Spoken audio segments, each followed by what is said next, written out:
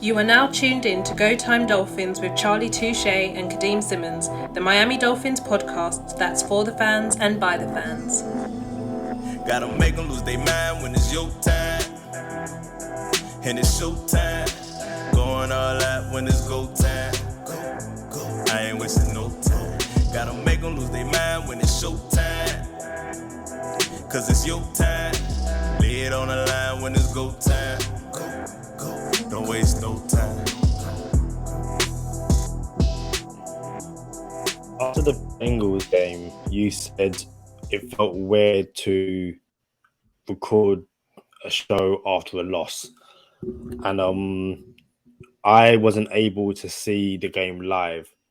And I think it's the first time, possibly the first time since I've recorded, or since we've been doing Go Time Dolphins, that I've watched a game the following morning or like not seen it live.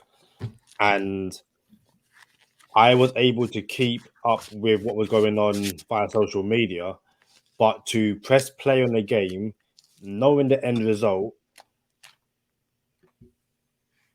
I thought the only comparison would be the Titans game, which I believe you missed because the Bills game.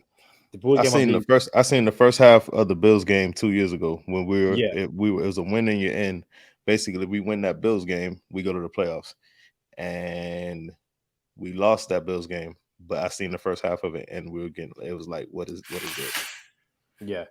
That made no difference. So yeah, obviously the circumstances around Sunday's defeat to the Jets was totally different to that Bills game, but it was so difficult to watch because like even when there was that hope that the Dolphins were going to turn it around, you just know it's a false hope. And I'm sure we'll delve into it. I'm sure we'll look at just what went wrong on Sunday.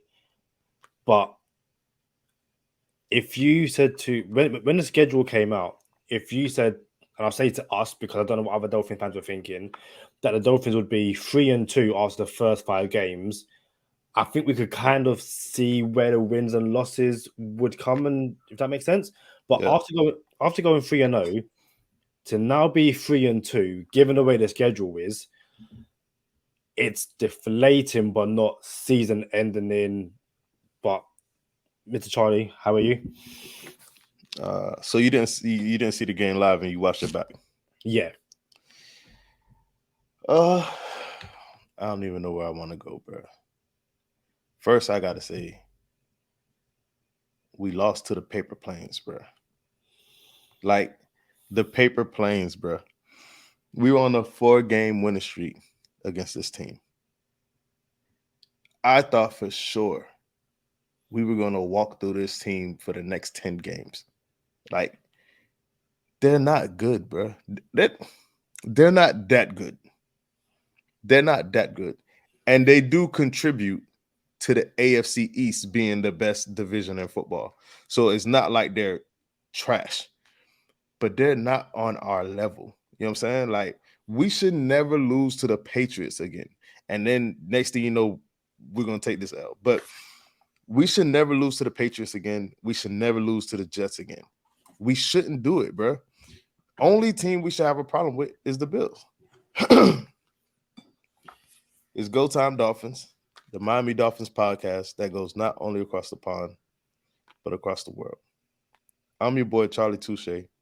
I got my co-host, Kadeem Simmons, with me. It's always for the fans and by the fans. Your favorite podcast. And if this podcast was like we were trying to do like a remake of the game yesterday, I would have to take my 2 gloves off already. Like, that's how little Teddy Bridgewater played in the game yesterday. For everyone who doesn't know, and I'm pretty sure you know by now, or for everyone who didn't watch it, Teddy Bridgewater took one snap at quarterback before being evaluated for a concussion and an elbow injury that kept him out the game for its entirety.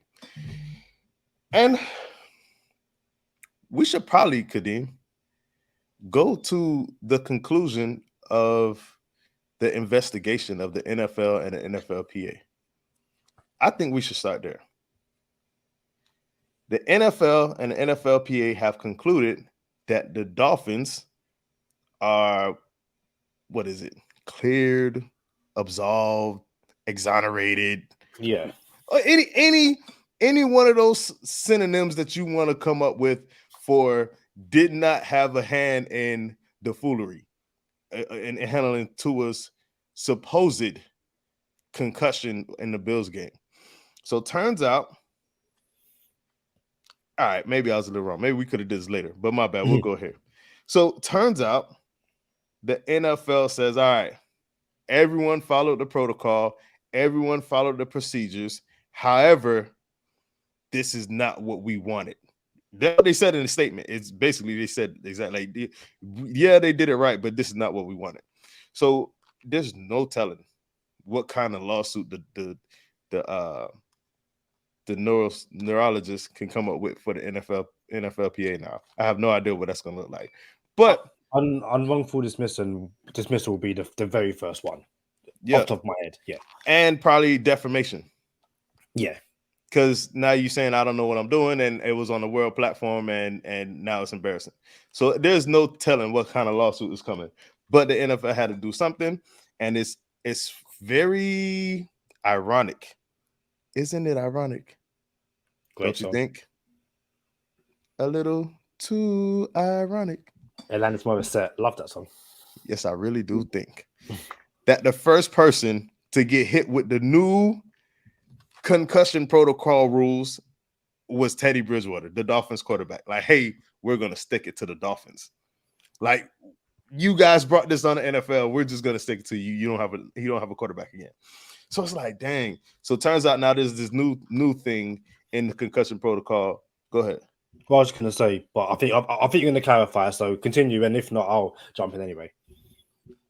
So it turns out there's a new element added to the concussion protocol, which is ataxia.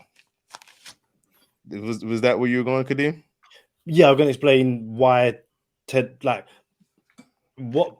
essentially what came out of the Tua investigation is that even though he didn't have a concussion, he showed signs of concussion, which mean going forward, if a quarterback showed certain signs of a concussion, they're out of the game. I think a player. If a player. Yeah, so one of them being if he stumbles, if he shakes his head, something which makes everyone go, that's a concussion. They don't even mess around with it, which I guess leads us to Teddy Bridgewater. So, is it fair, Kadeem, to say that moving forward, players will be disqualified or removed from games that don't have concussions? Say that again so I can get my head around to say. Is it fair to say that moving forward, players will be removed from the game that don't have concussions, although they can clear concussion protocol? So I said this yesterday in one of my UK fantasy groups, and I was like, what do you make of this concussion rule, given what just happened to Teddy Bridgewater and the Dolphins? And we've had a discussion where you said, if the NFL said there's no more football for the next 4 years because we are going to sort out concussions and stuff like that, you'd be okay with it. For sure. I'm okay with any player being taken out because we as humans don't know how the brain works in terms of concussions and stuff like that. So if someone, and we will use Tua as the best example, we all know he was at the very least not okay after that hit against the Bills. We know that at the very minimum. Whether it's a concussion or not, we don't know. That he cleared concussion protocols, in my opinion, doesn't mean that he is still okay. And I think that's fair. But I didn't say okay. I said concussion, right? So with the Teddy Bridgewater hit, from my understanding, he displayed certain things in the new concussion protocol that they want to highlight, like, look, if this player displays any of A through Z, he cannot play any longer in the game. And to be fair, Bridgewater wasn't the only person that was removed from a game because of concussion protocol and kept out of a game. It seemed like a lot more, in my opinion, this past week. So it feels like, Kadeem, that it's gonna take a national televised game and them removing Patrick Mahomes versus Tom Brady because of this rule. And then they'll say, oh, all right, maybe we overdid it. You see what I'm saying? Because I'm not saying that these boys don't have concussions, but what I am saying is, where do we draw the line? You know what I'm saying? Because now it's not even about a concussion, it's about concussion protocol. Yeah. You see what I'm saying? Like, oh, this is the protocol. So you don't have to have a concussion to be held out of the game. You can't even pass protocol and come back. So it's like, well, what are we doing here? I think after Tua's Bengal hit, and I remember I watched a doctor on Twitter Live talk about it.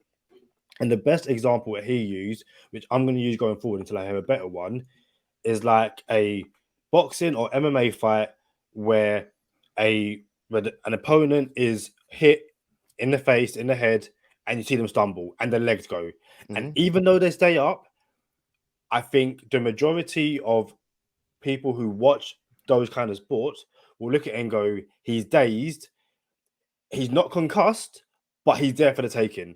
And it means that going forward, he's much more likely to get knocked down and lose the fight.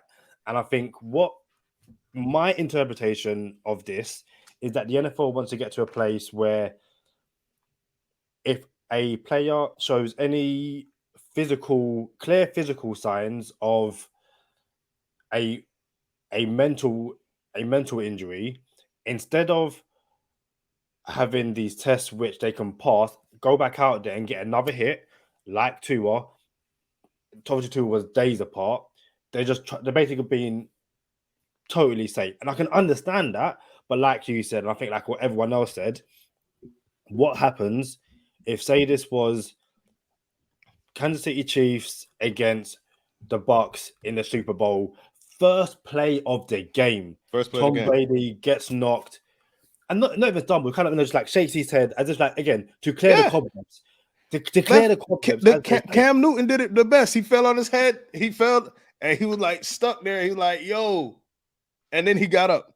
And even the Teddy Bridgewater hit, it didn't look like he displayed anything of the sort. So that's the thing.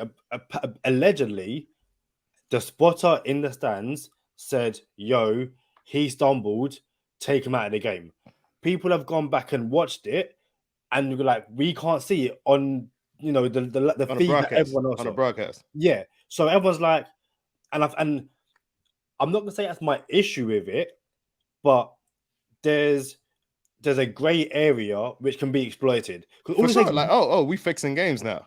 All it takes is one person, be independent to go, well, hold on, I saw something. Yeah. I saw something which to me looks, and again, it could be a player just like, and if you're watching on YouTube, I'm doing a thing which you can't see or you can't hear on the audio, all that kind of stuff. But a player stops, holds his head, even for a split second, because sometimes you hurt yourself. It's like, I need a second. Yeah. Like, no, prime example, and I say prime example is the only one I can think of. You get brain freeze and you're dead. It's like you stop and you kind of freeze. It's like, okay, I'm good again. If a player does that, they're like, no, hold on, I saw something, and then he's out of the game. And, it's Teddy cleared concussion protocol, but missed the entirety of the game. And it's the Dolphins Jets week 5. It's like you said, it might take a Super Bowl, a AFC or NFC, divisional championship, where a quote unquote NFL QB superstar misses a game and it ruins the game, and they're going to go, well, hold on, we now need to fix this because we can't have our audience of millions missing out on what could be a potential game because a player showed signs when he was clearly okay in that moment. And that's the point. Clearly okay, not concussed. because I'm not saying we should play these boys until they get concussed. Yeah. I'm just saying if the concussion protocol is there, why are we not playing them if they don't have concussions? That's all I'm saying. And you know what, Kadeem? We got to get a little bit better with this podcast stuff, because I know it's just two dudes talking Dolphin football, but the Dolphins lose to the Jets 40-19. You know what I'm saying? We got to get better, bro. Like, all right. We're still working with here. You know what I'm saying? So the Dolphins lose to the Jets 40-19, week 5, and downgrade to 3-2. All right, we're third in the division. In hopes, when we thought we could be first in the division and 3-0 in the division, all of a sudden it's not looking as good as what we hope. And to continue the what's up, Kadeem? It was 40-17, not 40-19. But my bad. And I knew it was 40-17, and I just keep saying 19 for some reason. Yeah. Oh, you know why I keep saying 19, Kadeem? Because we put up 19 points the week before or something. Because with 10 minutes to go. 19-17, yeah. 10 minutes to go in the game. Fourth quarter, 10 minutes to go. The score is 19-17. It's not like they're blowing us out and we don't have a hold of the game. Like, it's still there for the taking. And because we're just two dudes talking Dolphin football and we just, hear the vent sometimes, and honestly, it's therapeutic for me and you. I'm sure it is. And for others out there that are listening, thank you to the Go Time listeners. But maybe we should probably go through the game in chronological order. Skylar Thompson comes in.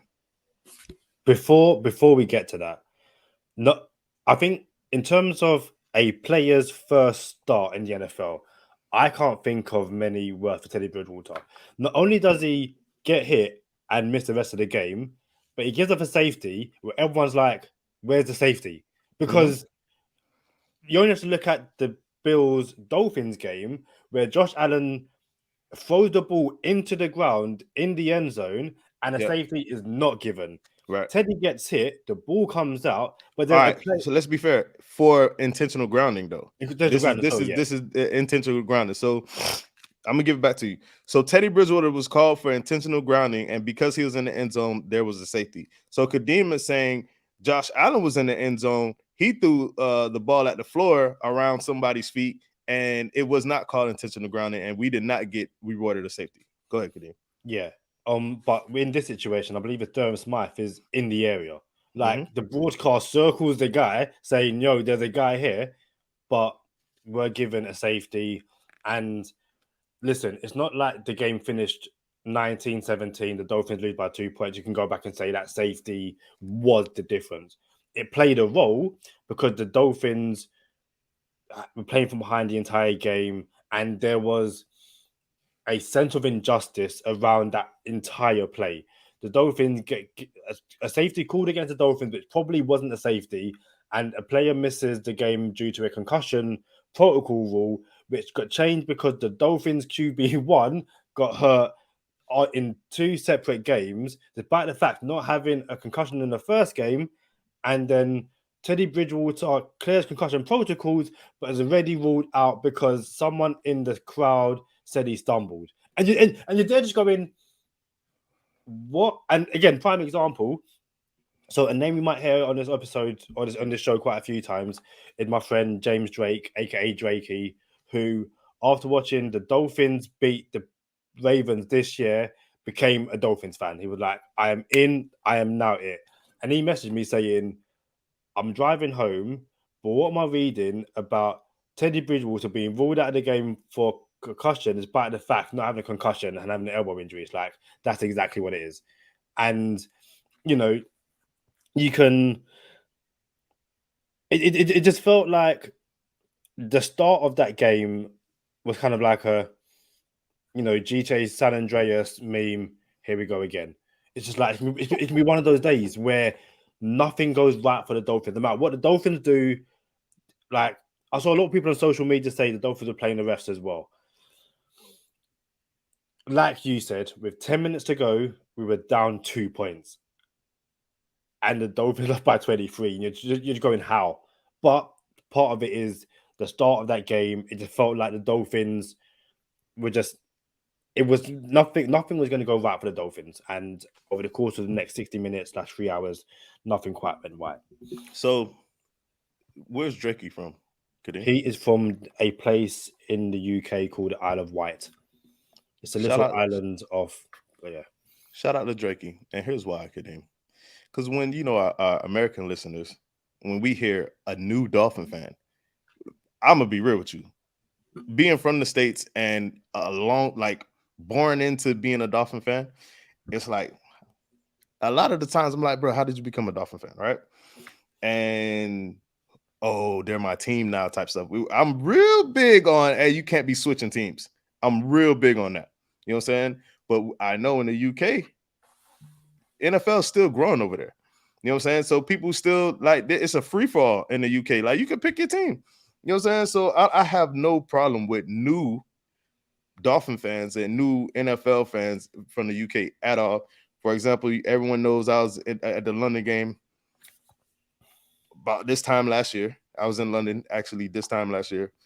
Me and LB, we were chopping it up with Kadeem. And I ended up coming out with pneumonia. Not COVID, but pneumonia. And I was down bad, super bad.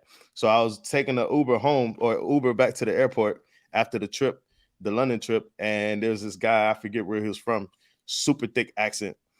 And I was coughing up a storm in his Uber. I'm like, man, I hope dude isn't like mad that like he might think I have COVID or something oh, why'd you pick my car? You know what I'm saying? And then the whole trip, I'm like, dang, I'm down bad. I'm so bad, Kadeem. I'm out of it. Like it's bad, bro. And then we get there, and LB like helping me out. It's real bad. LB helping me out. I get out of the car. I'm carrying my stuff.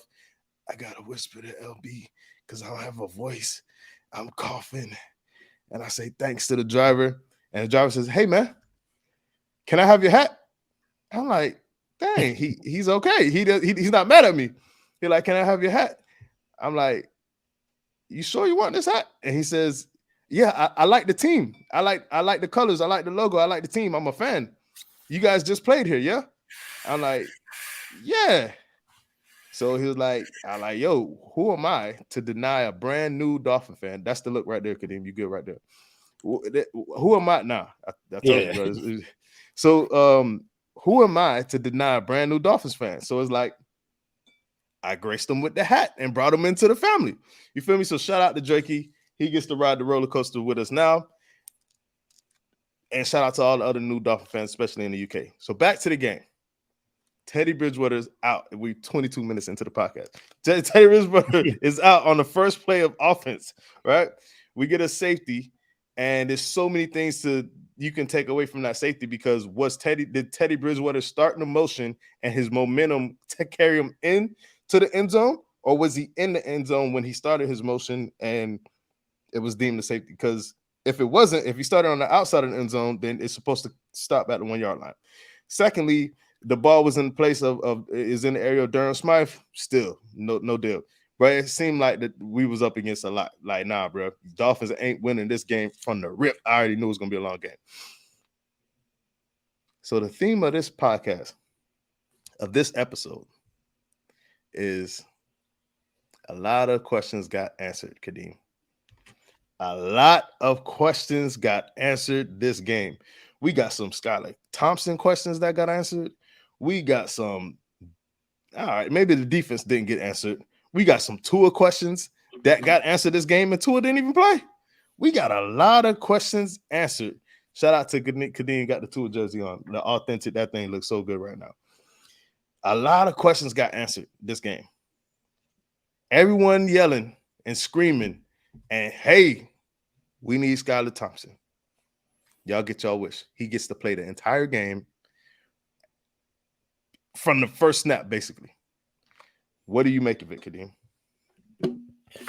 Same old Dolphins came on this show to preview the Jets game.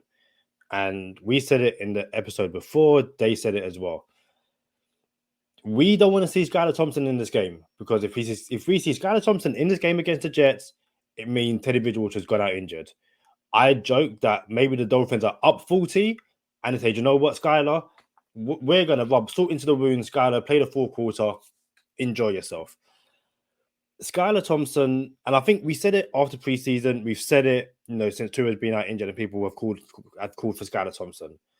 Skylar was great in preseason, up against, in the nicest way possible, a bunch of nobodies. Now, I'm very conscious of the fact that to even play in an NFL preseason game, you have to have something about you. You're better than all the other guys that played college football, all that kind of stuff.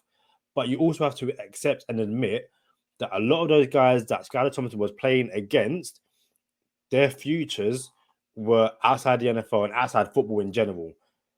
He done amazing in those games, and no one can ever take that away from him.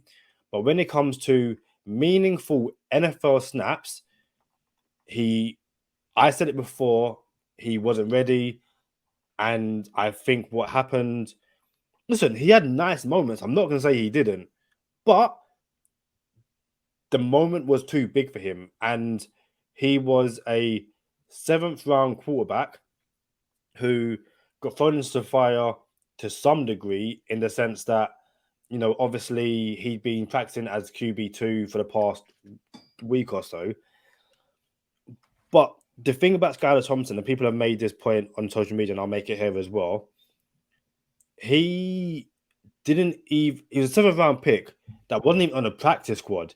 He made the 53-man roster off the bat, taking the place of another position, offensive line, wide receiver, cornerback, whatever it is. So yes, he had something about him, but it was more a case of it's a developmental thing.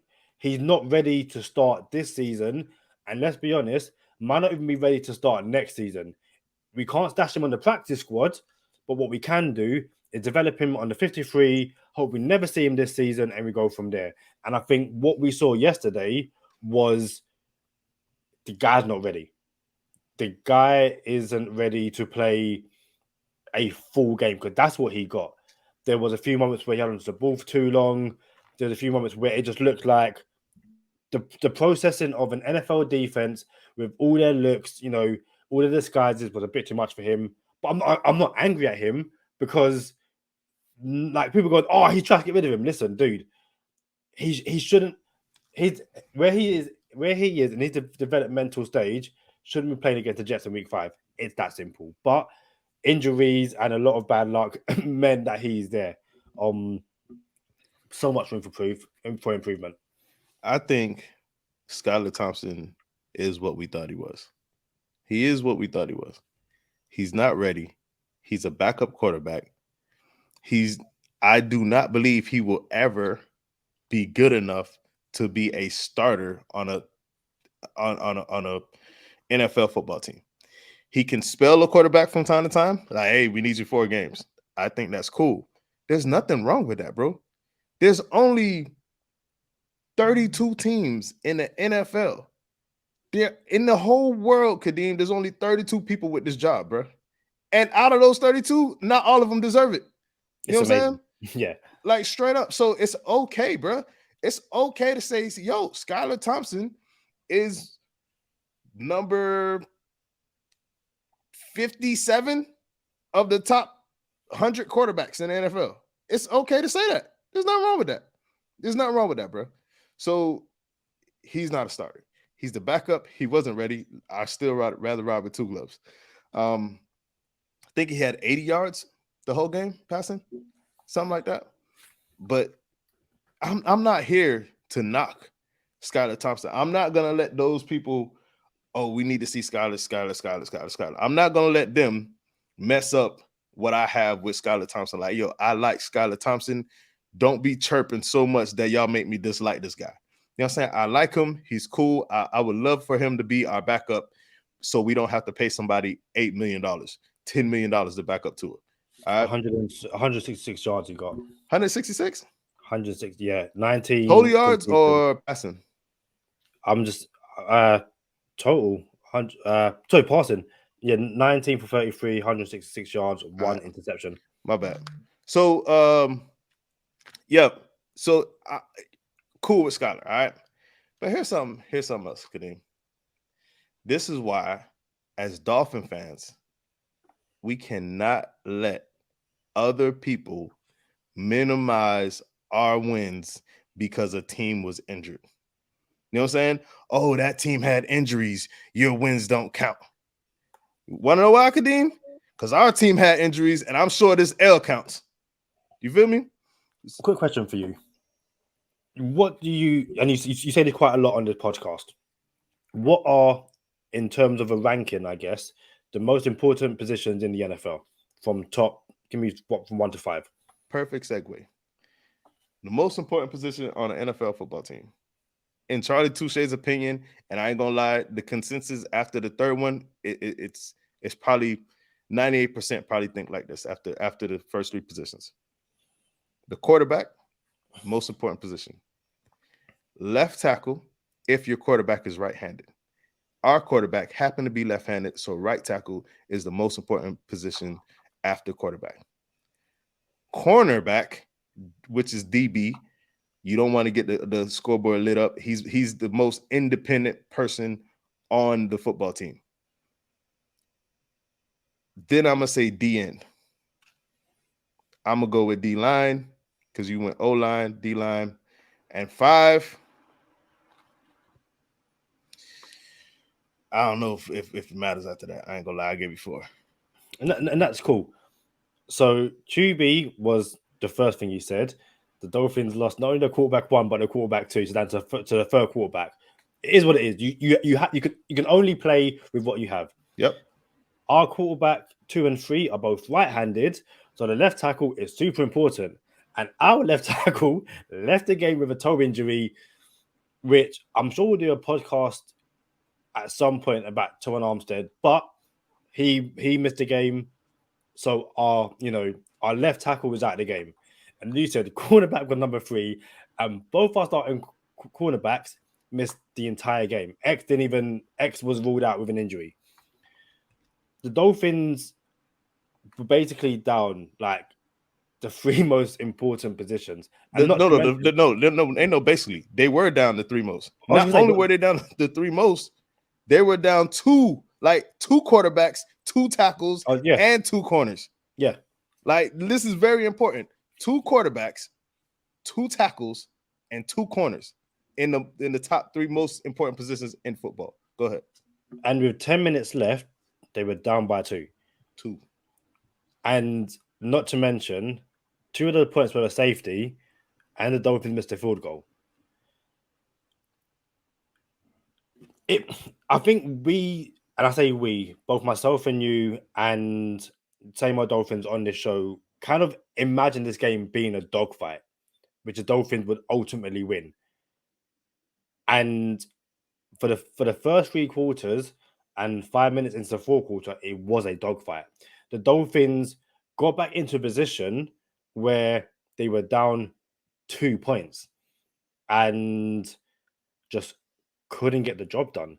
All of a sudden, it's everything just fell apart basically. And going into the game, Jalen Waddle and Tyreek Hill are questionable. They both play, but the Dolphins right now are a very, very, very, very beat up team, and it seems like all the players that are beat up are key players.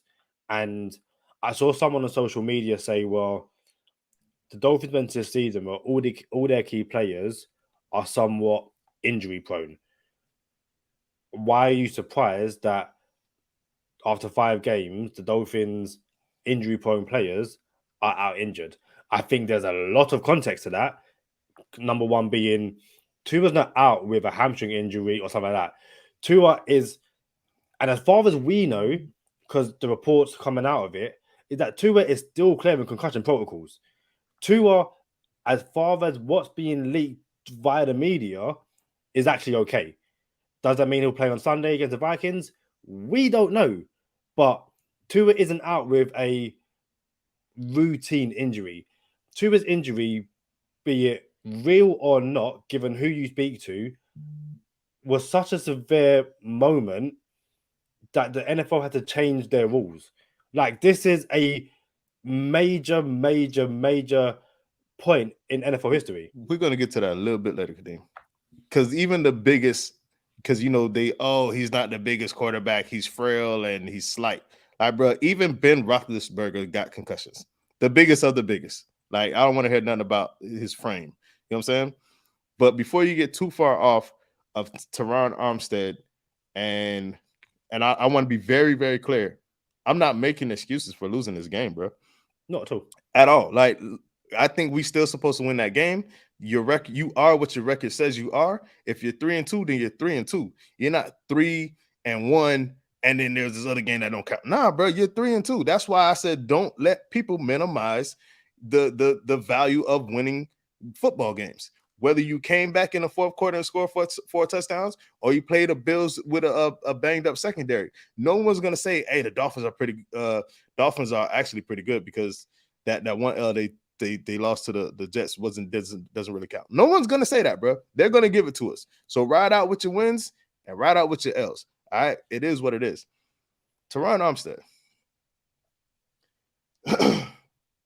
I always bring up this stat, Kadeem, that I don't remember. So I had so I always bring it up and I don't remember it. So I actually had to do some digging for my own. All right.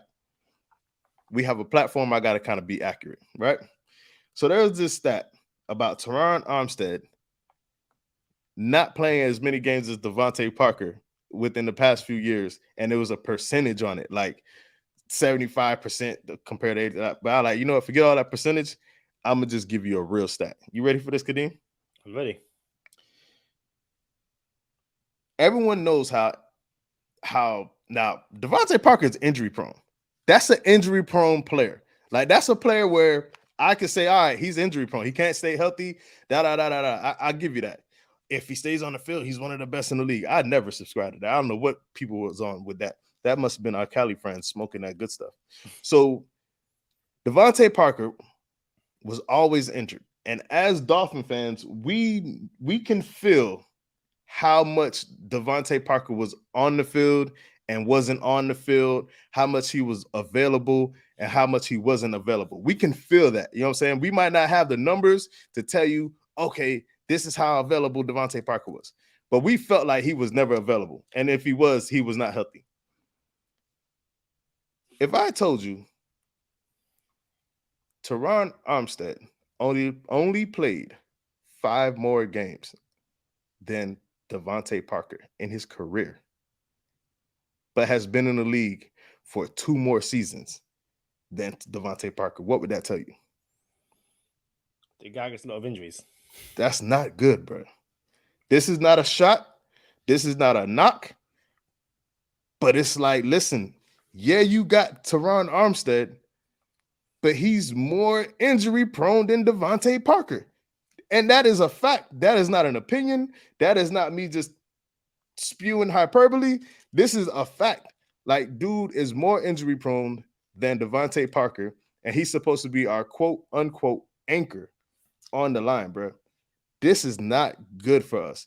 And he's not even a right tackle. So shout out to Little, though, because Little's doing his thing on the right side. It's just we're not in a good place right now. According to, I think it's a PFF, Greg Little is the worst right tackle in the NFL right now, and Liam Eichenberg is the worst left guard in the NFL. That's cool. But I will say this. Little ain't getting lit up, though. Like, I don't know what they base it on. You know what I'm saying? Like, dang, bro, what are y'all basing that on? But he's not. When the game's on the line, Kadeem, it's not like, damn, we got that turnstile again, that right tackle like the Jesse Davis. It don't feel like that. You know what I'm saying? And I think I asked you a question a couple of weeks ago about Liam Eichenberg, because again, I'm watching the game, I'm watching every single snap, and I'm seeing this offensive line. I'm like, is Eichenberg that bad? Like, am I literally just missing it? And I'm also looking at Greg Little. Like, I think there's a clip of him being, driven into the ground. That's never a good look. But I'm like, and again, I'm very aware that when I'm watching NFL games, I'm not watching offensive line play. I'm keeping my eye on the ball. Mm-hmm. So the ball snapped, I'm seeing where the ball is. If the ball's thrown to the left, my eyes are on the ball at all points. I'm not going, well, hold on, rewind. Let me really delve into you're not studying film. Yeah, and even when I go back and watch all 22 and stuff like that, I'm like, okay, this was a completion. I'm not really looking at the offensive line. It's all right, Kadeem. I don't expect you to. It's all right. So that's why I'm going. I'm clearly missing something when the supposed experts are saying the Dolphins have two of the worst offensive linemen in the league, and I think it's one of those things where, and again, maybe this is a wider discussion going forward, but it definitely plays a role in the current state of the Miami Dolphins. Is, as it seems right now, the Dolphins have made a few too many misses in the top 64 picks. I don't like really, this being really negative on players. I'm sure if LB was here, he would have already raised this point. I legit think we're at a point now where Noah Igbenogany's time in Miami is done. And it's even one of those things where sometimes you just happen to get in the way and be a nuisance. And I think one of the last touchdowns, he genuinely inadvertently takes out Jerome Baker. I thought it was Javon Holland he took out. It could have been Baker. But whoever we took out, it's not like he's done it on purpose. Yeah. But sometimes you get to a place where it's like, you know what? Nothing's working for you, dude. For whatever reason, it's not clicking in Miami. And I say in Miami because I don't think this player was ever that bad in Miami. But you look at someone like Charles Harris, who, again, should never have been a first-round pick in Miami. The Dolphins probably should have taken TJ Watt, but that's a whole other conversation. I think Dalvin Cook was in that draft too, could he? Yeah. But, Harris leaves Miami and has a somewhat revitalized career in Detroit. Now, I'm not one to completely say, listen, Noah has no future in the NFL, because you never know what happens once someone goes out coaching, all that kind of stuff. You genuinely you might need that spark. Maybe you needed that spark to get cut, and then I'm back. I'm gonna put in the work now. But the Dolphins, look at the Noah pick, and right now, I was a fan and an advocate of drafting him. I've got egg on my face in terms of Liam Eichenberg. But, it's so easy to sit here and go, well, instead of taking Noah, you could have taken Jonathan Taylor, or instead of taking Noah and friend the podcast Austin Jackson, you could have packaged those picks. All that. I don't like getting into that. But right now, when the top two corners are out injured, and your first round pick from 3 years ago is a detriment to the team, it's like, the flip side to that is that Kader Kohu going into the game against the Jets was like the best cornerback in the league, rookie defender, and like the 10th best corner overall in the league. Yep, according to PFF, Kader Kohu was the 10th best cornerback in the NFL, not 10th best rookie. The 10th best corner in the NFL. And shout out the Go Time Dolphins. Before we get into the shout out why, the Miami Dolphins kick return Miami Dolphins are 27th in kick return in the league. So this is a special team stat.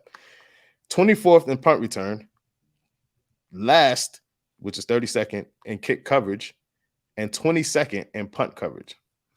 That tells you our special teams is atrocious. The only thing that is good about our special teams is Morstead.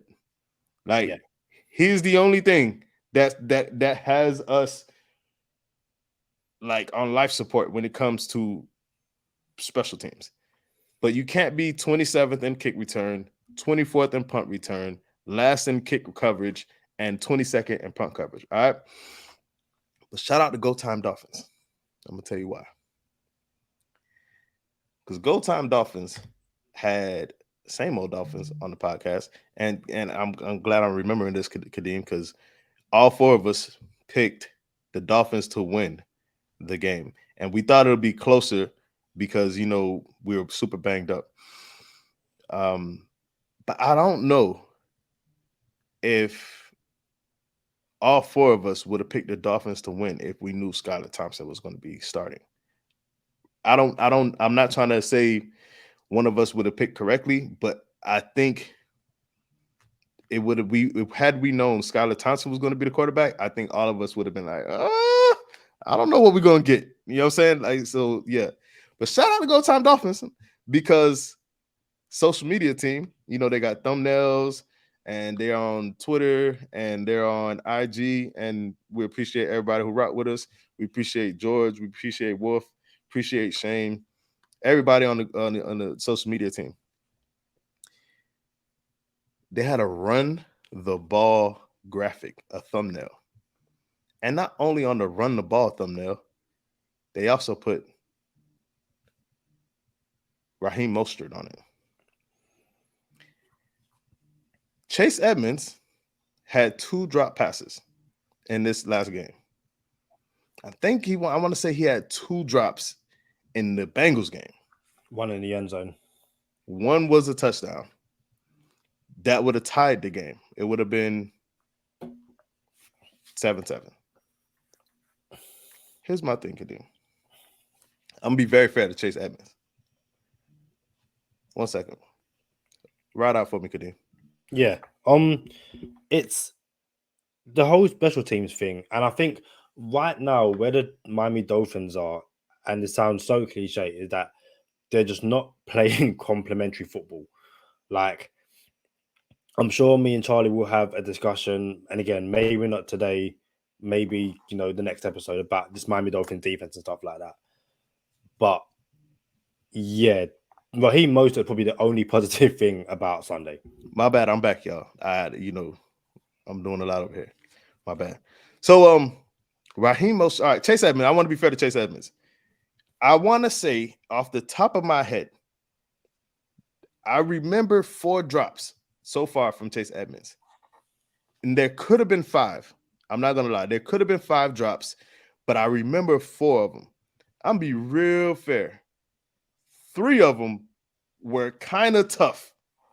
They were like, yo, these are kind of tough. You know what I'm saying? And he dropped them. But of the 3, he kind of could have had all of them. I'm like, yo, you got to catch that. And it's bad because, Waddle has more drops than Mostert does. You know what I'm saying? Like, Waddle has some egregious drops too. So, I mean, Tyreek Hill had like 4 drops in the Ravens game, I think, but just alone the Ravens game. So I say that because of this. We pay Chase Edmonds $7.5 million. And he's under contract until next year for another 7.5, I think, something like that. But it's not guaranteed, so that means we can move on from it.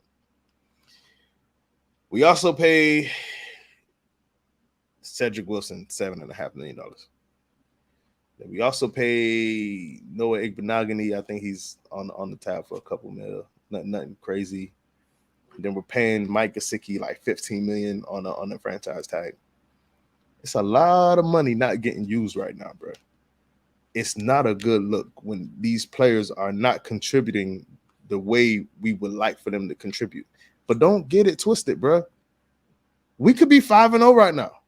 You know what I'm saying? And I'm not saying this is a knock on anybody. You know what I'm saying? But we can really be 5-0 right now. Back to Raheem Mostert before I get too far off. So Raheem Mostert is clearly the RB1 now. He's going to get – I mentioned it last episode. He's out-touched Chase Edmonds. And the reason why I'm bringing up Raheem Mostert is because how bad can the line or, Eichenberg and Greg Little be if we seen the running game was working yesterday? Like, we clearly seen that, there's something there. You see what I'm saying?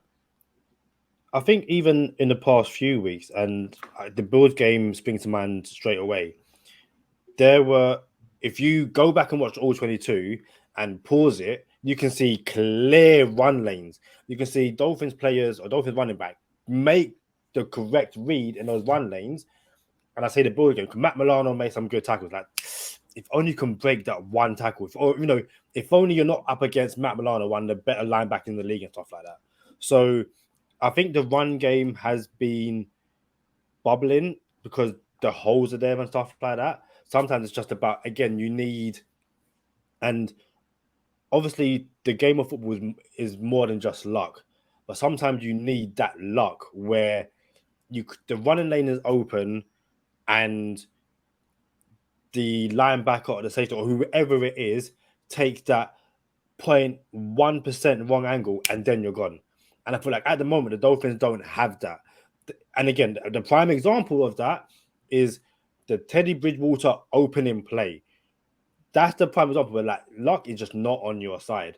Even, not to get too far away, but if you look at the flag that was called against 12 on Sunday, the rough and the passer flag, we were just like, dude, Tua got a 10 times worse tackle and you saw the damage it done. 12 got touched and placed gently on the floor and refs were just like, yo, flag. It's like, yo, dude, what? Like, what are you doing? Like that's not a flag. And try to trip the dude and didn't get flagged for it either. Yeah, like you see. That's why this dude cannot be considered the best ever, bro. He's the most accomplished. Yeah, you got the most jewelry, but nah, bro, you got too much stuff on your side and the zebras in your pocket. I can't do it. What's interesting is if you look at the run-ins or the running carries from Sunday, most of it by far had the most at 18. Edmonds had 1 for 1 yard. Friend of the podcast, Miles Gaskin, had 4 40 touches. acres and a Hellcat. And I think I asked on the previous one of our other episodes. It was like 2 episodes ago. Yeah, I was like, he's not even getting dressed, and he got dressed, and he got more touches in the run game. I should add than Chase Edmonds. But again, you would imagine you get that run game from Raheem Mostert with a healthy Tua, and at least just give me a healthy cornerback and a fully healthy Jalen Waddle. Do you know what I mean? Like, and that's where hopefully, as this team, fingers crossed, gets healthier, everything's gonna start to click. I saw some people saying the losses on Mike McDaniel for some of these play calls. Like, again, with 10 minutes left, we were down 2. I saw so many people in the drive leading up to halftime. Poor time management. What are you doing? Listen, maybe things just worked out and we get that touchdown and stuff like that. But Sunday, and I think you said it so many times on this episode, we're just 2 Dolphins fans talking football. We've done episodes where after a loss, we are so dejected. It's like, you know what? It's so bad. I don't even want to record. It's bad. We've been quite jovial. And I think that's because you kind of look back at the game and go, the scoreline tells a different picture of what actually happened. I think like even for, Zach Wilson's running touchdown, I don't want to give too much credit to the kid because what is what it is. Like, it was very much. I don't want to do if buts and maybes, all that kind of stuff. And like you said, if someone said to us, okay, the Dolphins are going to play this game and Skylar Thompson is going to play the entire game, I think most will go, we probably lose this. But if the defense but it's like we probably lean towards a loss because of who's that. I would say we'd be underdogs. I think the Jets would be favored. If we knew if the world knew Skylar Thompson was starting, I think the Jets would have been favored. And I think it's one of those things where, in 2 years' time, we'll look back at this game having beaten the Jets for the next 5 fixtures, and that one loss, we might sit there and go, well, don't forget we had all of this stuff. But the history books will just say Dolphins loss, Jets win. And there's no asterisk next to it. Same way there's no asterisk next to our Buffalo and our Ravens game. It's just wins, losses, and you have to deal with what was on the field. And the only thing I'll add and I'll end on this is right now the Jets are feeling themselves. We were in their home stadium. I saw Gardner throw up the peace sign like he was trying to say that he got an interception against Tyreek Hill. Yeah. And was it Carter who done Michael the Carter, waddle? the second, did Listen, the waddle. Your DBs got trucked by Tua last year, and we will remember. Know the whole, like before the game, billboard, all that kind of stuff, or whiteboard. On the whiteboard, when the Jets come to Hard Rock Stadium, I want pictures or video clips of this is what they done. I want the peace sign. Yep. And I want the Michael Carter waddle. Yep. I need to see it. And I'm like, I need to see it, bro. Now go drop 40. And I want like, listen, you've seen it on the Defender Podcast Javon Holland episode. I want to see Tua lean on a man, get up and be like, yo, now what? Like you were talking trash when I weren't playing. Now I'm back. One is home. But yeah, I think overall, we're not, obviously we're annoyed to lose, but the context and everything is like, you know what? On to the next. Hey, I said we're going 14-3, and it's crazy because I still kind of like it. Yeah. I'm not even lying. I'm not playing. I'm not blowing smoke. We're 3-2 right now, and I'm still okay. I'm all right. This Minnesota game is gonna be. It's tough, bro. It's a tough time. You're not always gonna be as healthy as you want to be, but that's football. Kadeem, and we're not even gonna go into bonus time yet, although we do around this time. But I have to do this on this side of bonus time. It's time to put some respect on QB1's name. It's time, bro. Put some respect on my dog's name. Put some respect on Tua's name, bro. So many things are getting answered within the first 5 weeks of this season. Some with him playing and some without him playing. And it's time to put some respect on his name. Bro, there's pro Tuas and there's anti-Tuas. Can you tell me all the stuff, all the anti-Tuas are saying? Like, can you give me a list? Like, Tua can't throw the long ball. He can't complete the long ball. He doesn't have a strong arm. He's injury prone. What else you got? Tyreek Hill is going to make Tua, look better than he is, all that kind of stuff. His team is going to make him look better. Yeah. Go ahead. What else we got? He can't maneuver in the pocket. He can't make script, but he can't make plays off script. Yeah. I'm trying to think what we see. He's not a leader. No one wants to play with him. Yeah. There's so much, but it's one of the things where because team doesn't like him. Yeah, the team doesn't like him. Yeah, there's so much where we just kind of like, you know what? We're not even. We got to a point where even you said on the show, I don't want to hear it. If there's a negative to stuff, don't. It's foolish now. Yeah, right? Don't bring it. Too fragile. He's injury prone. The only thing I will say is, what would the team look like under Teddy Bridgewater? Because we don't know that. But I think overall, even the most ardent Tua hater, like he's not it. I think they would be very hard pressed to turn around and say right now that this team is not better with Tua in it, because Tua, since being drafted by the Miami Dolphins, has won games with lesser talent on the offensive side of the ball and with Beavis and Butthead as the defensive coordinators. I don't want to hear no arguments. Like offensive coordinator. Yeah. Now, to the complete contrast will be, well, hold on. Even though Skylar Thompson has all these weapons, he's still a 7 quarterback.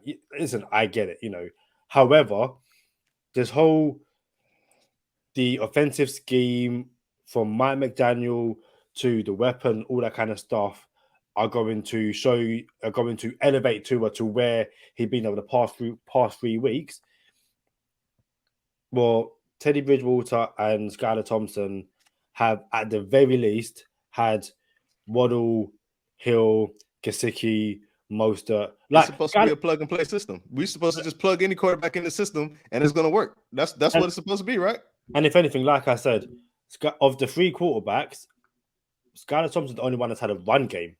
Like, Raheem Mostert went for, what, 18 carries, 116? 113 on the ground, 6.3 yards per attempt. Like, that's the run game. Tua hasn't had that over the past 2 weeks. So listen, I say this from the bottom of my heart, and you said it really well, the other week. None of this speedy recovery nonsense. Make a full recovery. Get better when you get better, because absence make the heart grow fonder. And what everyone is seeing now is that we might actually need Tua to do something this year. And no, I even said this on it might be the last episode. Let's not be in a situation where Tua's out injured and has to come back and try and basically run the table to make the playoffs. Let's not be in a situation again. We're 0-1 with Tua not the starter. However, if he doesn't play another snap this year because he needs to get healthy, do what you need to do. Because if anything, it will teach all those people that spoke ill against his name to go, do you know what? This is what happens. You got what you asked for. You got for anyone but Tua as your starter, and look what's happening. Bro, nah. It's cool. Anyone who denies Tua still, they're almost not qualified no more. You're not qualified we're not qualified to have this debate. How about this, Kadeem? I said this before on this podcast. And this is really a quote for relationships, like boyfriend and girlfriend, husband, wife type relationships. And the quote is, if they don't appreciate your presence, make them appreciate your absence. And it's not by design that the Dolphins have gotten here, but people don't appreciate Tua's presence. And now his absence is going to make you appreciate him even more. So I'm willing to concede, Kadeem. I ain't gonna lie. I'm willing to concede if the anti-Tuas are willing to concede. I'm willing to say, all right, Tua has to be available. All the stuff that y'all saying, this, that, like he has to be. All right, I'll give you this. I'd say, all right, Tua got to be available, because at the end of the day, if we're losing games that he's not playing, but we're winning games that he is playing, what does that say about the games that he's not playing? It's like, oh, he's not playing the games. I told you he's fragile. He's injury prone. I didn't say he was injury prone. I didn't say he was fragile, but I will say he has to be available, right? Yeah. But if we're going down this list, Kadeem, we already checking boxes. Like, can't complete the deep ball. I don't ever want to hear that argument ever again. There's no reason for it. Doesn't have a strong arm. What is a strong arm? Strong enough to do what? Throw the length of the football field? Because the strongest arm in the league and Josh Allen had the game on the line against the Dolphins on the 5-yard line and one hop a pass to the end zone. Strongest arm in the league. So what's the strongest arm in the league going to do? You don't need to throw the ball 80 yards down the field. Cool. So I don't need to hear the strongest arm in the league. Matter of fact, Lamar Jackson has a stronger arm than Tua. Cannot hit wide open receivers for the game. Wide open, 60 yards, 50 yards down the field, 10 yards around them, just out there. Can't hit them. Strong arm don't mean nothing without accuracy. So I don't want to hear about the strong arm. We're done with that. Don't want to hear about the can't complete the long ball. Done with that. What else we got? Oh, his team don't like him. Don't want to hear that no more. He's not a leader. Don't want to hear that no more. What is it? The team is going to make him better. He doesn't make the team better. Remember that one? Yeah. So, but we're 0-2 without him, right? Yeah. 3-0 with him, though. How's that work? So every quarterback we plug in is supposed to harder games as well. Arguably, I don't even want to say arguably. Those were harder games. So I don't want to hear that argument no more. Here's this. Holds on to the ball too long versus needs to throw the ball away. There's a difference. Yes, Tua needs to throw the ball away. Does he hold on to the ball too long? Absolutely not. He has one of the top 7 quickest releases in the NFL. So it doesn't say he holds on to the ball too long. It says he needs to throw the ball away or take the sack earlier. Like, look, Just take the sack, live to fight another day. Or you could, go ahead. I think and it was also one of those things where when you're taking the sack, protect the ball. Because he does have a habit of like taking a sack and trying to it's like, dude, just stop. That's for sure. Take the sack, throw the ball away. When people say he holds on to the ball too long, that's not that argument. That's not the same argument. Y'all a little off there. The arm strength thing, I don't know about all that. Right? What do we need to display? We just came back 4 touchdowns in 1 quarter, throwing bombs. Everybody said, he was wide open. So being wide open has nothing to do with not having the arm to get it there. You see what I'm saying? So that's an accuracy thing. I'm done with that conversation. Injury prone versus he needs to be available. Kadeem, this is very important. Is Tua injury prone, or does he need to be available more? Because I'm really go here. I don't believe Tua is injury prone, and I know everybody. This is going to be the biggest thing. Everything I just mentioned in the past 3 minutes, everyone's going to be like, "How could he not be injury prone? He's not available." What injuries, Kadeem, did Tua miss games for? Can you, like, off the top? Because you're a Dolphin fan. I'm pretty sure in the past 3 years you could probably give me the injuries, the lengthy list of injuries that Tua had that made him miss games. As to like the broken rib suffered against the Bills in week 2 last year. Okay. I want to say when he came back, he got injured. He might have hurt his finger towards the end of the season. 2. Very good, Junior Grasshopper. Keep going. Obviously, the concussion. That's 3. Hey, Kadeem knows his stuff. His trivia. Yeah. And I guess technically the hip injury in his rookie year. All right, it stops right there. So here we go. Check this out. In his NFL career, Tua has only had 3 injuries in his NFL career that made him miss games. One was the finger injury that he wanted to play through, but Flores didn't allow him to play through. The rib injury, which is similar to the Justin Herbert injury, it was a pain tolerance thing. If he could tolerate it, he can play. Again, Flores did not allow him to play through that. He wanted to play through that. And now there's concussion. So for those who say he's injury prone, I will tell you that's not the case. Yes, there's some unfortunate incidences that have come about in circumstances, but it doesn't mean he's prone to injury. Like Kadeem says, it's not like he keeps tearing a quad or rolling an ankle and he's out for 6 weeks. Nothing like that. He wanted to play through multiple injuries, and the coach that is on record, Kadeem, trying to sabotage this man, didn't allow him to play through those injuries. So how can you say, he missed games because of these injuries because he's injury prone? I can't give you that. But what I can give you, because I'm very rational, you know what I'm saying? I'm logical. I can give you this concussion. Tua is unavailable because of this concussion. All right. This is the first time in his NFL career that he's been unavailable because of an injury. He was available for that rib injury. After the rib injury, he was available to play through the thumb injury, and the Flores that tried to sabotage him didn't allow it. So I can't give you he's injury prone. But again, I'm willing to concede he has to be available. You know what I'm saying? So I give everyone he's not available. And why do we have to talk about when Tua comes back? When Tua comes back? But at the same time, if you're a real Dolphin fan, you know I'm only speaking the truth right now. You know the team is better with Tua than it is without Tua. You also know that Flores clearly tried to sabotage dude, and we still don't know who ordered the code red. Who made this dude play through a recovering hip injury when we had Ryan Fitzpatrick playing well?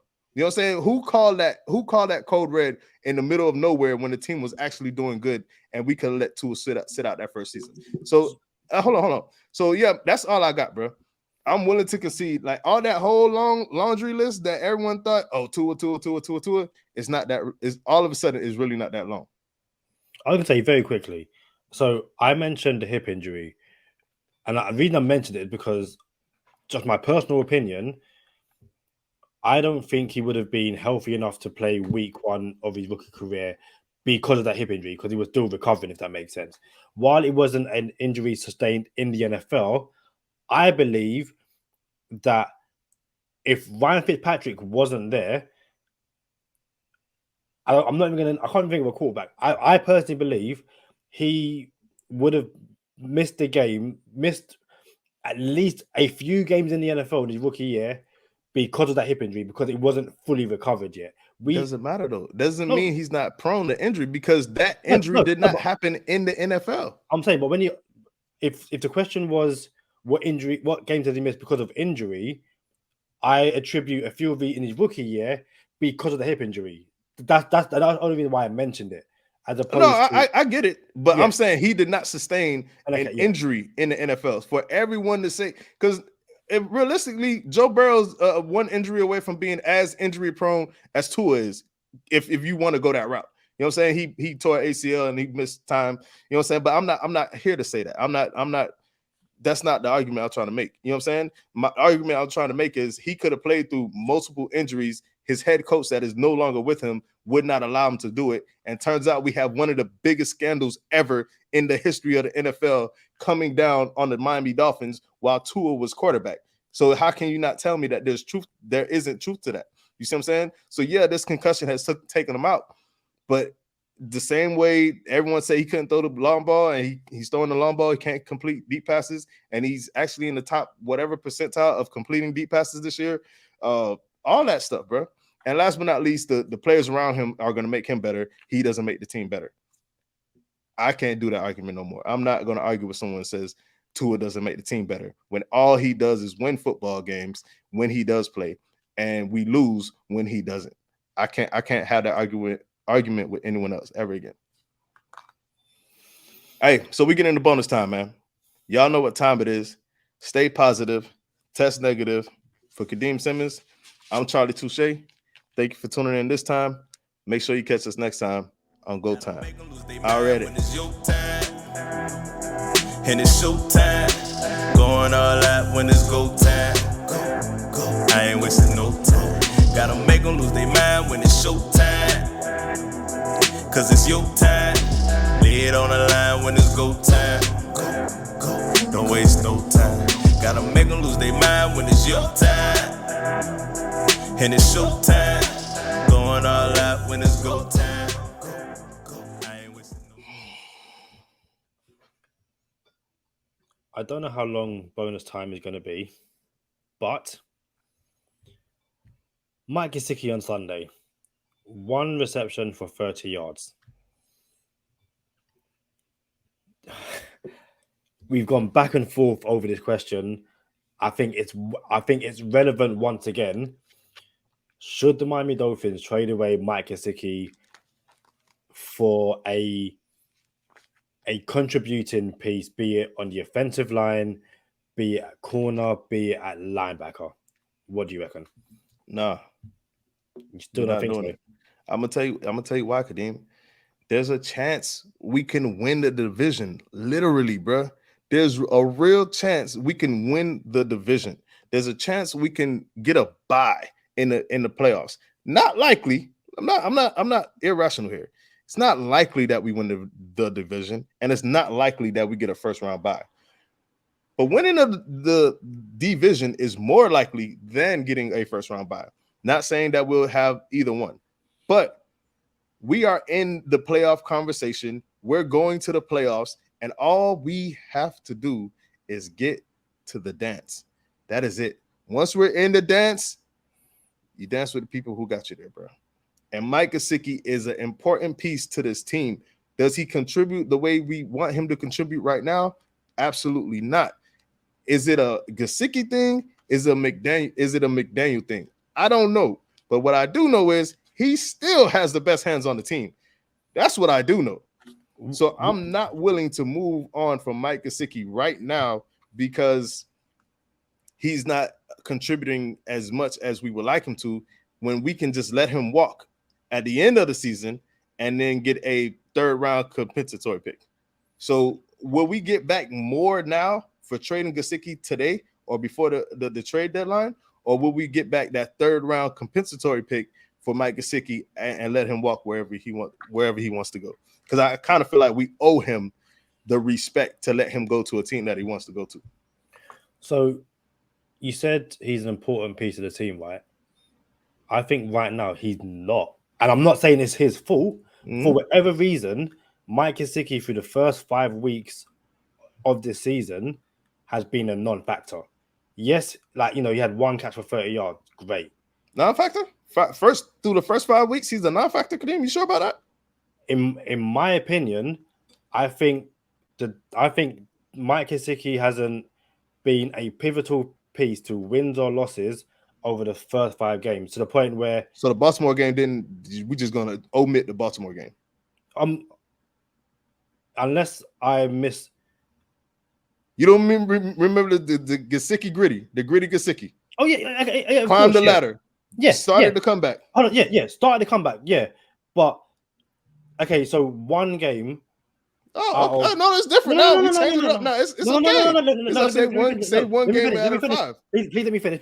Okay. No, you are right. He played a pivotal role in that game. So maybe me saying it being a non-factor across all 5 games is wrong with me, and it is wrong with me. However, what I will say is 1 touchdown in 5 games being, even though it's crucial in that thing, dude, come on. Like to me at this point, I think you can make a genuine argument to go and get an offensive lineman or a corner who will contribute greater than what Mike Gesicki has over the past 5 games. And yes, I was wrong to say, I was wrong to forget and diminish his role in that Ravens game, but I'm also not going to pretend that Ravens game changes my entire opinion, because the other 4 games, off the top of my head, he's done virtually nothing. But I'm not blaming him for that. That's fair. My thing is it Mike Gesicki, or does Mike McDaniel need to find a way to make it happen to Mad Genius? And I love them both, actually. I love Mike McDaniel, and I absolutely love Mike Gesicki.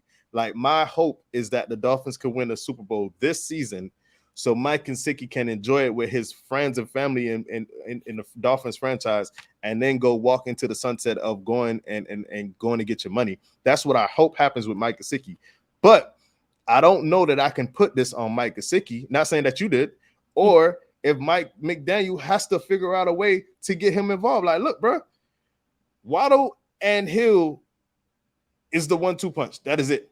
Tua drop back, Waddle. 11 receptions, 13 targets. Tua drops back. Tyreek Hill, 13 receptions, 15 targets. You know what I'm saying? Like, bro, Mike McDaniel, you're smart enough to figure this out, bro. You know what I'm saying? And all I'm saying is, with all the injuries and as long as the season is, and we're a quarter through the season, little over a quarter way through the season, you can't tell me that if we don't have Mike Gesicki, and now Tyreek Hill nursing an injury, Jalen Waddle walking around gingerly, bro, we need as much as we can get. If we're going to trade for pieces to bring in to contribute to this run that we're making, I'm okay with moving on from picks. I really am. F them picks like the Rams do it, and we could start getting the whiff of this apple that the Rams bit at twice in 5 years and don't have the draft space to maintain. Like, I'm okay with the Dolphins moving up. Bro, I told you what I would do right now, and I know the line is banged up, but I also know how important our DBs are to this scheme on defense. I'm trading picks for Asante Samuel Jr. He's a starter. He can put him inside. He can put him outside. X not going to be around forever. Byron Jones not going to be around forever. He'll be the new starting corner DB1 when we're ready. But nah, man, that's unrealistic though. So to answer your question, I'm not ready to move on from Mike Gesicki. I think we will receive more if we let him finish the year with a compensatory pick than what we would get from him right now if we traded him right now. Saying if we traded Mike Gesicki to whatever team, insert team here, we'll just say the Cardinals. You know what I'm saying? Like, we trade Mike Gesicki to the Cardinals. What are the Cardinals going to give us right now? A 4th? A 5th? You know what I'm saying? A player? You know what I'm saying? A player that might not start next year? I don't know, bro. And I do get that, but I look at, and I think the Jets game as a perfect example of both your starting wide receivers are banged up, like, and for whatever reason, the mad genius that is Mike McDaniel can only Muster up. formalize muster up a game plan. Mike Gesicki has one target for 30 yards, and I think again, 5-yard lead from the Dolphins UK podcast said it brilliantly. Mike McDaniel does not have his tight end on his roster right now. He just doesn't. And I think ultimately, and through genuinely no fault of his own, sometimes these things just happen. But what if for whatever reason, the Mike McDaniel and Mike Gesicki partnership just can't work out? And I agree. I do agree. And that's why I'm like, and again, 5 weeks is still a small sample size, but we're nearing the territory of trade deadline. While we might get at best a 3rd-round pick to use in 2 years' time, could we not get a player who can contribute against the Vikings this year? I'm not willing to do it, bro. And again, that's totally fine, because the flip side is if Mike McDaniel can get that ping moment where he can get everyone going, Waddle, Gesicki, Cedric Wilson Jr.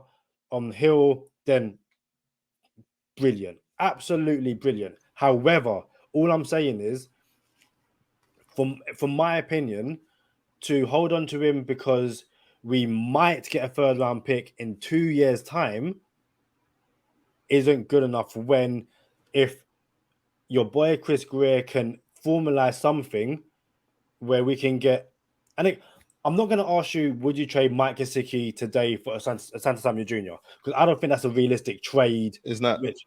But if the Dolphins can find a genuine contributor today, would you still not be willing? And again, I can understand if you say no. Contributor. I think we say contributor over here. I was laughing because I thought you was I thought you was laughing at the scenario, not my. No. Which is, and actually, the Chargers are that's a fine example, because if Gesicki went to the Chargers, it's another weapon for them. Then I could ask for Asante Samuel Jr. and I'll throw in a pick just to sweeten it up. Like, yo, I want in the corner. But here's my thing, Kadeem. There is no, and I say this about the quarterback all the time, for whatever reason, bro, I don't care the reason. I don't know the reason. But for whatever reason, people don't like Tua that are Dolphin fans. They don't like him for some reason. And they want this idea of the perfect quarterback. Like, whatever that looks like. Because every quarterback takes too many sacks, doesn't get rid of the ball in time, throws interceptions, overthrows a receiver, underthrows a receiver. There's no perfect quarterback out there, bro. But for some reason, they hold Tua to this higher standard of perfection that he has to be. I don't know why they do it. All right. And the same goes for Mike McDaniel, not with the scrutiny, but here's why. There's no coach out there that is flawless. You know what I'm saying? There's no coach out there that has only strengths, no weaknesses. So I trust Mike McDaniel in all of his genius to come up with a way to make it work with Mike Gesicki this season. And if it doesn't, then we move on from Mike Gesicki next season. But the same way we rock with Mike McDaniel and Mike Gesicki, same way we rock with McDaniel, it's like, yo, you scheme up the plays, you know how to do this, you know how to do that, you know how to do X, Y, and Z. But to your point, Kadeem, we're down people. We have all these people hurt. We have a backup quarterback in, and you have not even arguably, because now I've said he's a top 4 tight end, and everyone knows he's a top 10.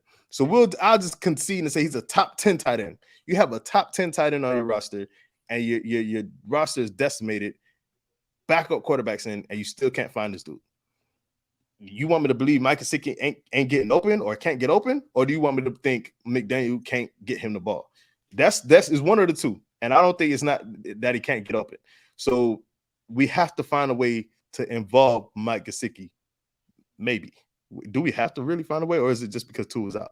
You know what I'm saying? That the offense is not thriving.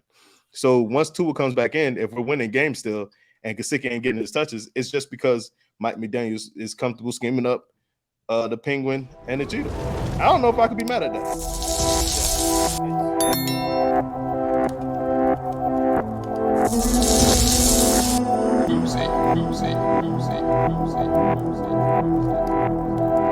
Oopsie.